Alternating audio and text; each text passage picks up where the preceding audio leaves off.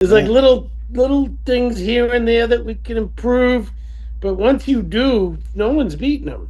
So it's kind of interesting to see majority of the former pros all agreeing over the fact that once Andrew Jack makes a few minor improvements, some more adjustments, he's gonna become unstoppable. And I think that is something, that is a narrative that most of the fans out there, they agree with. Flex and I asked, "Hey, can you look at Andrew?" And he said, "Sure."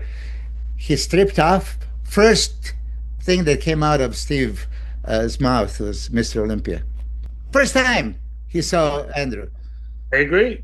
Yeah. I agree. Steve knows what he's looking at. Yeah, of course. So the guys at the Menace podcast in the recent episode, they also all agreed on that. Now, Andrew always had the structure to be a Mr. Olympia champion. And now that him and his coach, Chris Aceto, they're slowly figuring out the right formula. Everything is lining up for him for 2026. So as of right now, there are two guys who are confirmed for the honor to hire next year. I am talking about the top guys, Andrew Jack and Martin Fitzwater. And I think we can all agree that if they're both at their 100%, then Andrew is gonna beat Martin 10 out of 10 times.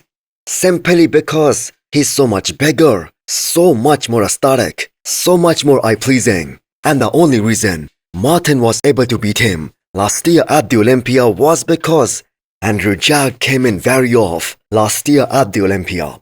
So let's talk about the update 12 weeks out from his next show and just have a look at the roundness on his shoulders, the arms, and the irony is that people out there still accuse him of using synthol or oil when his arms, they look this separated and they have this much definition.